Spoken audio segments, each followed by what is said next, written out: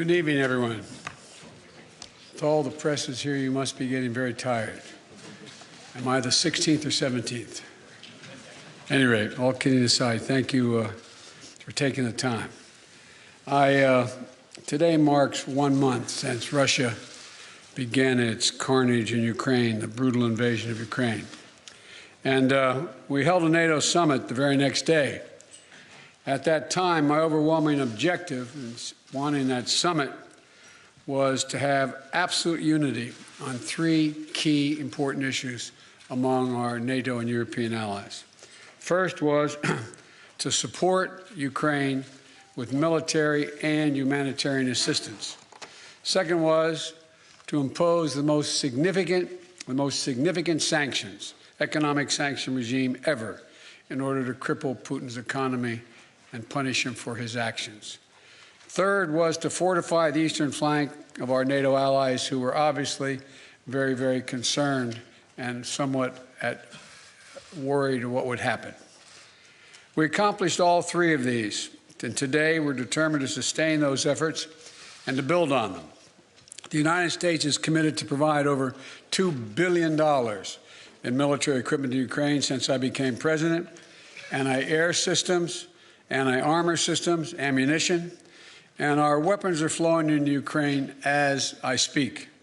And today, I'm announcing the United States is prepared to commit more than $1 billion in humanitarian assistance to help get relief to millions of Ukrainians affected by the war in Ukraine.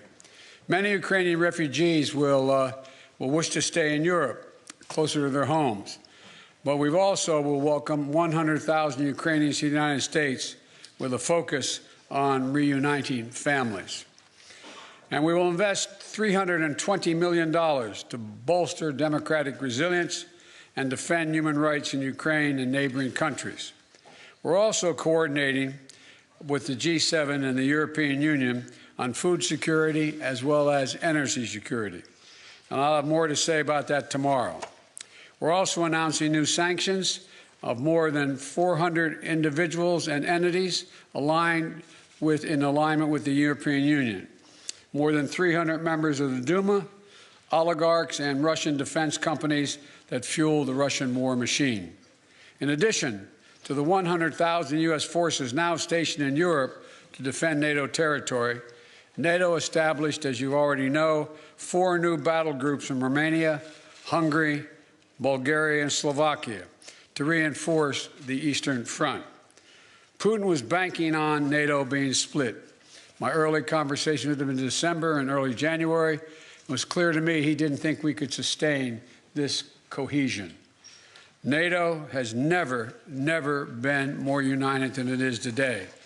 Putin is getting exactly the opposite what he intended to have as a consequence of going into Ukraine. We've built that same unity with the European Union and with the leading democracies of the G7, in the G7. So I want to thank you, and I'll be now happy to take your questions. Since there's so many people out there, been given a list. Now, how about Chris of the Associated Press? First question. Hi, thank you, Mr. President. So you've warned about the real threat of chemical weapons being used. Have you gathered specific intelligence that suggests that President Putin is deploying these weapons, moving them to position, or considering their use? And would the U.S. or NATO respond with military action if he did use chemical weapons? You know, on the first question, I can't answer that. I'm not going to give you intelligence data, number one. Number two, we would respond. We would respond if he uses it. The nature of the response would depend on the nature of the use. Josh of Bloomberg. Perhaps I'll just project, Mr. President. Thank you very much. If I had your voice, I'd have been elected a lot earlier. I'll give it a try. He's got a long arm. Thank you. Can you talk to us about 2 things, sir? One, since your conversation with President Xi of China, have you seen any indications of action or lack of action from China that has led you to believe whether they will intervene and help Russia, either with the sale of arms or the provision of supplies to support this war in Ukraine? And secondly, can you say whether the conversation today turned to the subject of food shortages and what the U.S. will do to address wheat shortages in particular as a result of this war? Thank you.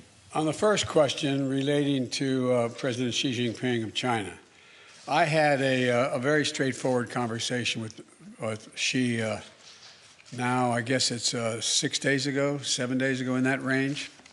And I made it clear to him, I made no threats, but I made it clear to him that make sure he understood the consequences of him helping Russia, as had been reported and as what it was expected. And I made no threats, but I pointed out the number of American and foreign corporations that left Russia as a consequence of their barbaric behavior. And I indicated that I knew how much he, because we had long discussions in the past about his interest in making sure he had economic relations and economic growth with Europe and the United States, and indicated that he'd be putting himself at significant jeopardy in those aims if, in fact, he were to move forward. I am not going to comment on any detail about what we know or don't know as a consequence of that conversation, but tomorrow or next Monday that Ursula is having that conference with China, the first. On April 1st. We've had discussions because I think that China understands that its economic future is much more closely tied to the West than it is to Russia. And so I'm hopeful that he does not get engaged. We also did discuss today that there's a need for us to set up, NATO to set up, and the EU, to set up a system whereby we have an organization looking at who has violated any of the sanctions and where and when and how they violated them. And that's something we're going to put in train. It's not done yet. So with regard to Xi, I have nothing more to report. With regard to food shortage, yes, we did talk about food shortages. And it's going to be real. The price of these sanctions is not just imposed upon Russia. It's imposed upon an awful lot of countries as well, including European countries and our country as well. And because both Russia and Ukraine have been the breadbasket of Europe in terms of wheat, for example, just to give you one example. But we had a long discussion in the G7 with both the United States, which has a significant, the third largest producer of wheat in the world, as well as Canada, which is also a major, major producer.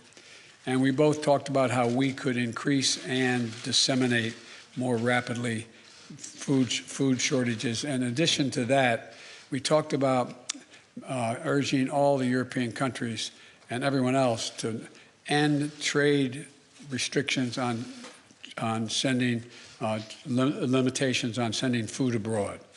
And so we are in the process of working out with our European friends what it would take to help alleviate the concerns relative to food shortages. We also talked about a significant major U.S. investment, among others, in terms of providing for the need for humanitarian assistance, including food, as we move forward. Tarina of the Wall Street Journal. Watch out you don't get hit in the head there now. Mr. President, in your view, does President Zelensky need to cede any Ukrainian territory in order to gain a ceasefire with Russia, or is that completely off the table? And then also, do you think that Russia needs to be removed from the G20? On the latter point, my answer is yes. That depends on the G20.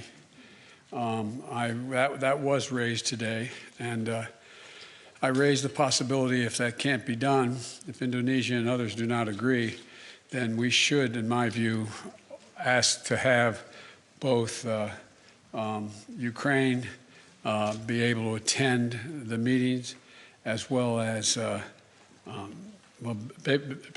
basically Ukraine being able to attend the G20 meeting and observe. With regard to, what was the first question? If you think that Ukraine needs to cede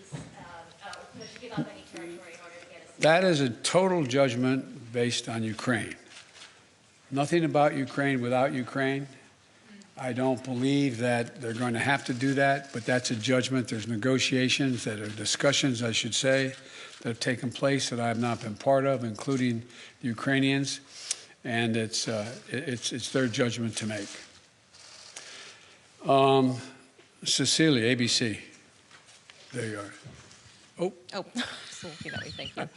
Sir, you've made it very clear in this conflict that you do not want to see World War III. But is it possible that in expressing that so early that you were too quick to rule out direct military intervention in this war? Could Putin have been emboldened knowing that you are not going to get involved directly in this conflict? No and no. That. And to clarify on chemical weapons, if chemical weapons were used in Ukraine, would that trigger a military response from NATO? It would trigger a response in kind.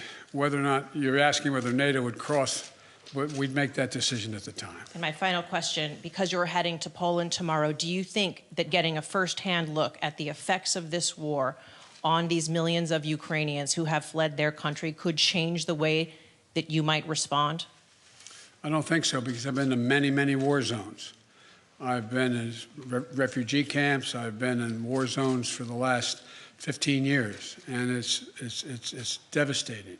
And but the thing you look at the most is you see these young children. You see children without parents that are in those camps or in refugees. You see women and husbands, men and women who are completely lost and have no nose. You see the look, that blank look on their face, that absolute feeling of, my God, where am I? What's going to happen to me? And so what it will do, it will reinforce my commitment to have the United States make sure we are a major piece of dealing with the relocation of all those folks, as well as humanitarian assistance needed both inside Ukraine and outside Ukraine. For example, this is not something that Poland or Romania or Germany should carry on their own. This is an international responsibility. The United States, as a leader, one of the leaders in the international community, has an obligation to be engaged and do all we can to ease the suffering and pain of innocent women and children and men, for that matter, throughout Ukraine, and those who have made it across the border. I plan on attempting to see those folks, as well as I hope I'm going to be able to see, I guess I'm not supposed to say where I'm going, am I? But anyway, I hope I get to see a lot of people.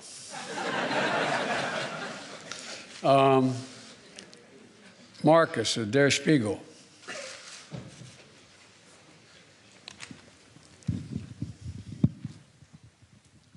Thanks, Mr. President.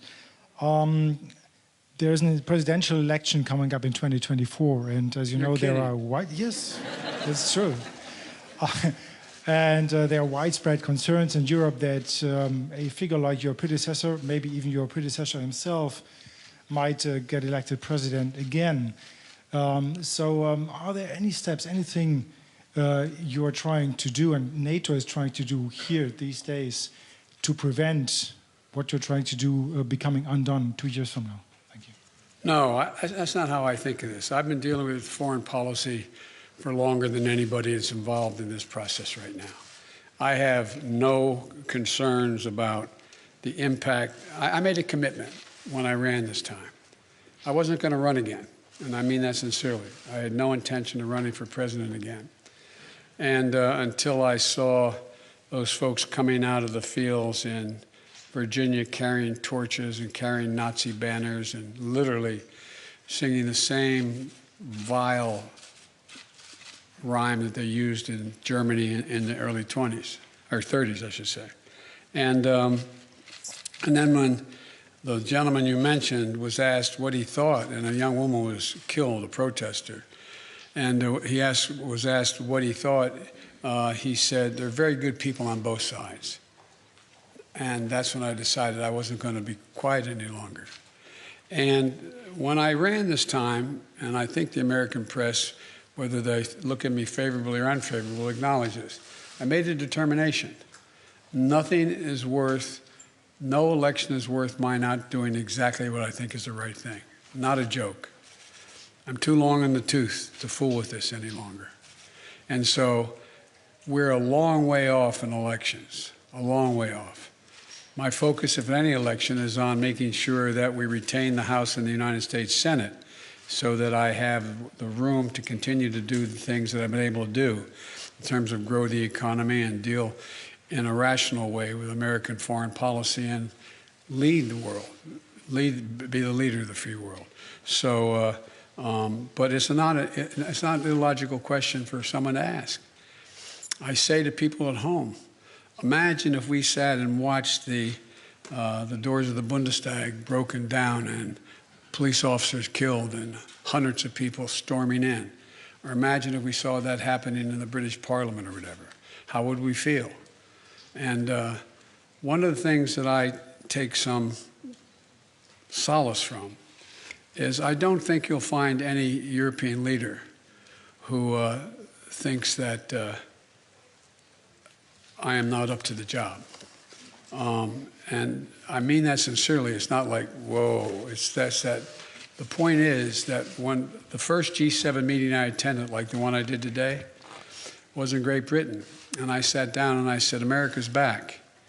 And one of my counterparts, colleagues, as head of state, said, for how long? For how long? And so I don't blame, I don't criticize anybody for asking that question. But the next election, I'd be very fortunate if I had that same man running against me. Thank you very, very much.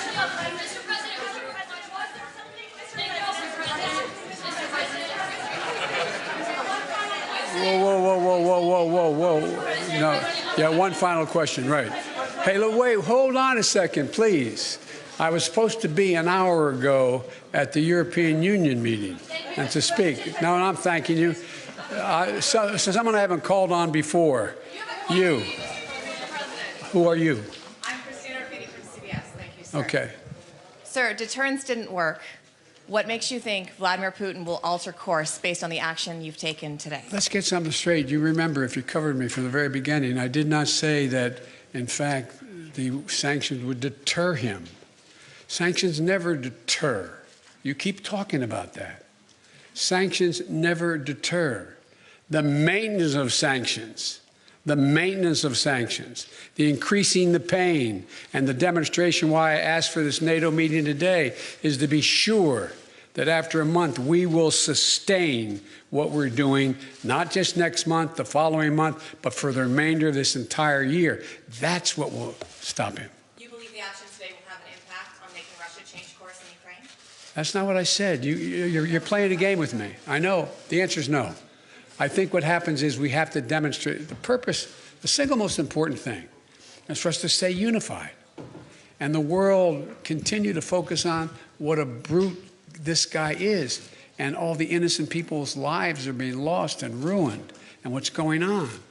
That's the important thing. But look, if you're Putin and you think that that Europe is going to crack in a month or 6 weeks or 2 months, why not?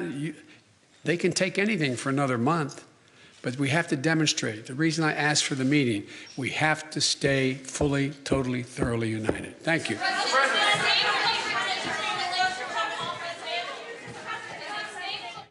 If we could have everyone stay seated.